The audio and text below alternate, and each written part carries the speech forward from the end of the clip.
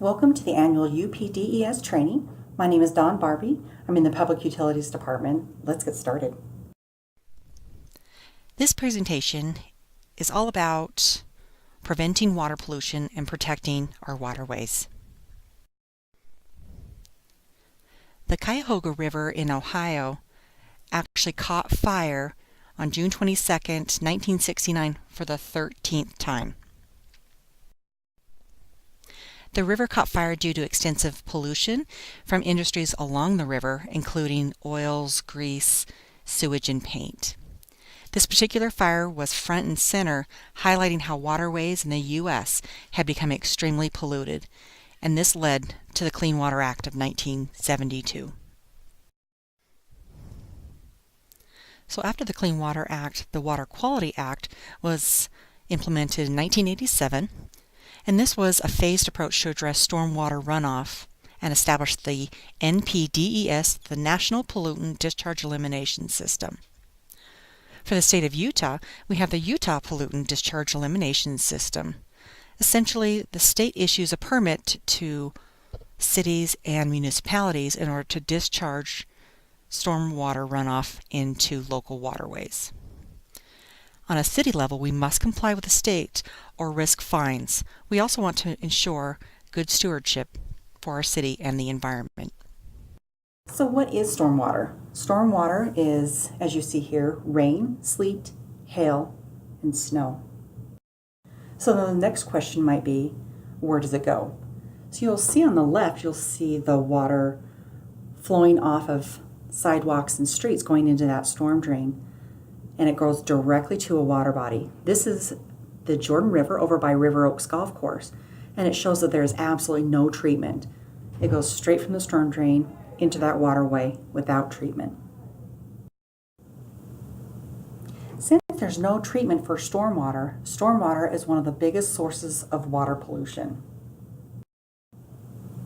Pollutants that are picked up by stormwater are things like lawn clippings, fertilizers, household cleaning products, detergents, degreasers. Pet waste is a big issue because if it's not picked up, that pet waste or fecal matter directly goes into a water body.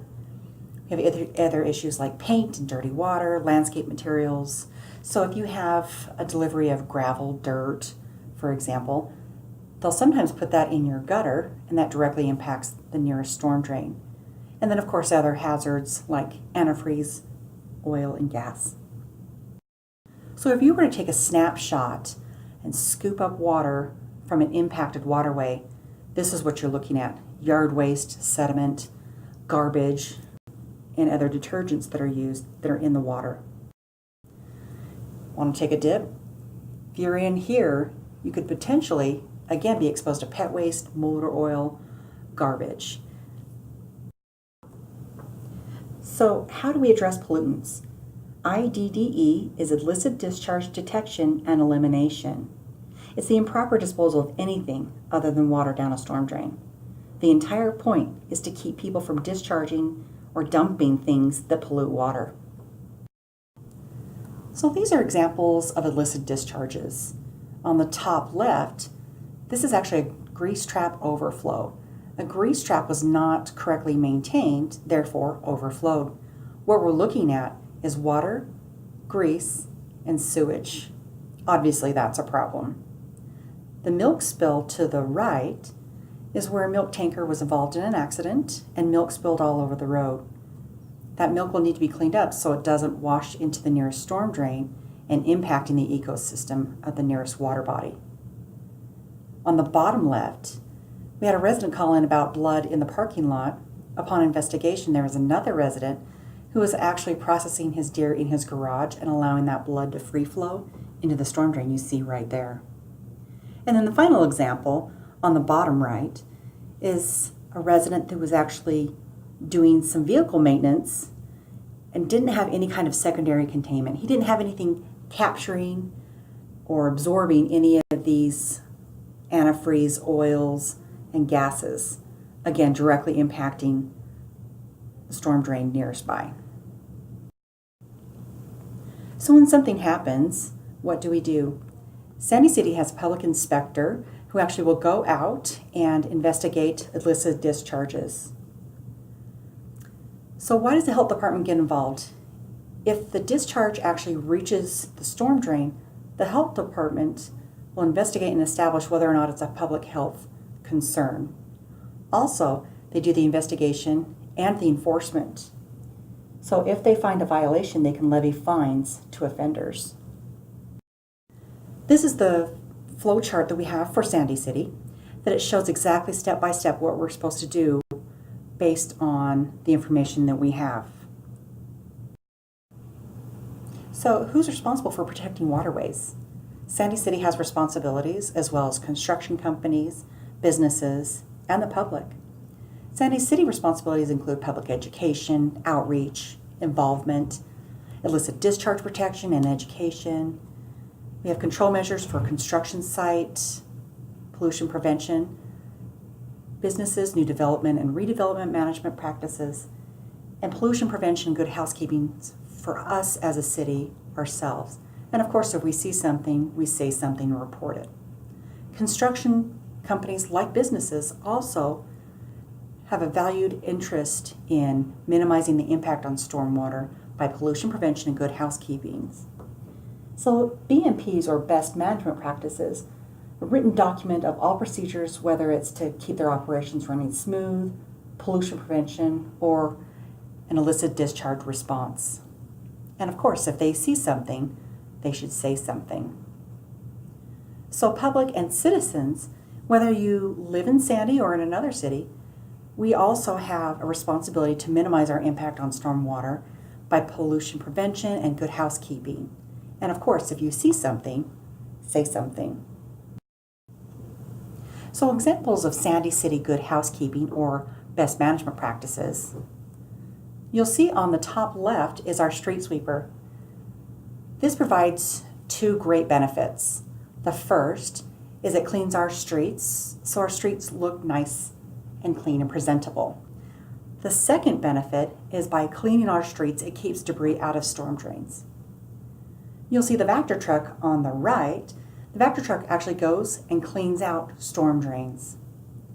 On the bottom left is proper cleanup. So if something's spilled or something happens, as long as everything is properly cleaned up and disposed of properly, that's our best practice. And I like the bottom right picture that shows storm drain protection. It really illustrates how important it is that only water goes down the drain. So here we'll see construction and business good housekeeping or best management practices. On the left, you'll see construction. The top example of mud tracking is where it has obviously rained and trucks and other vehicles are coming and going, tracking mud and dirt and debris into the roadway, which will end up in the nearest storm drain.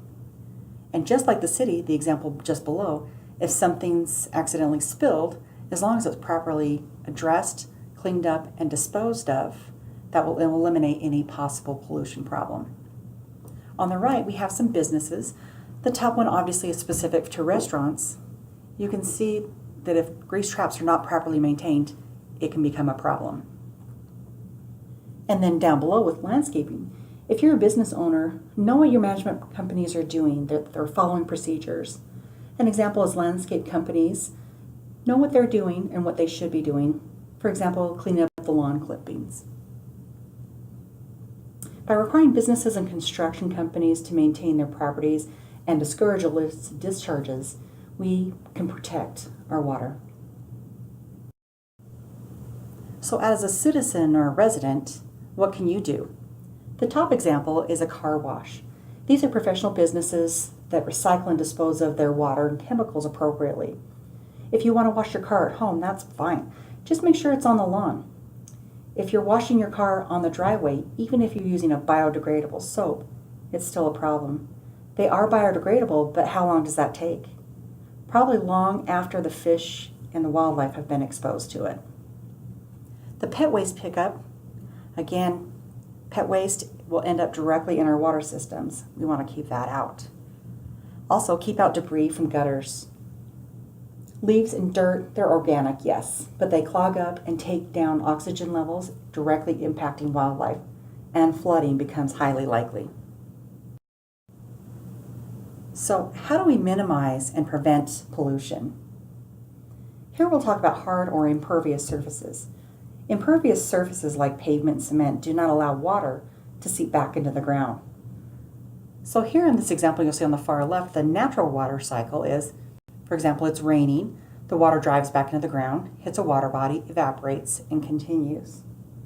So historical trends have been reducing wetlands, natural vegetation, impervious surfaces, again like parking lots, housing, and driveways, which directly impact by less filtration, more runoff, which equals flooding and stormwater polluted water bodies. LID, or low impact development, is an approach to land development or redevelopment that more closely mimics the natural cycle. These are some examples of low impact development. On the far left, this is a bioretention. So they've taken out some of the impervious surfaces and added vegetation and bark. This will allow all the water to run off in this area and again drive it back down into the soil. The middle example is a bioswell. So you'll see that it's concaved. This is a parking lot that during a rain event, for example, all of that rain will collect, take any pollutants off of it, and drive it into this bioswell. And that will serve two purposes: flood control, as well as it will hold the water and allow it to infiltrate back down into the soil. And this final example is actually from the University of Utah. Again, there's a lot of hard surfaces around there, and it will allow the water to go into this bioretention, clean the water, and drive it back down into the ground. So what Sandy City does to educate about water issues is we educate the public as well as Sandy City employees. We collaborate with other agencies and cities. We want to make sure that the messaging is clear and concise and consistent. And by doing this, we bring awareness about being conscientious or mindful about water. If you see someone dumping into a storm drain or you see someone putting debris in the gutter, call us. And if you can, take a picture. That picture can be part of the documentation and investigation on violators and further education efforts. Our stormwater inspectors will check these possible violations and address them accordingly. So during business hours, you can call the Public Utilities Department at 801-568-7280.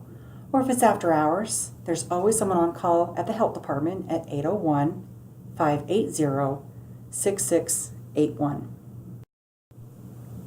And of course, if you'd like additional information, you can find information on our website at sandy.utah.gov/stormwater.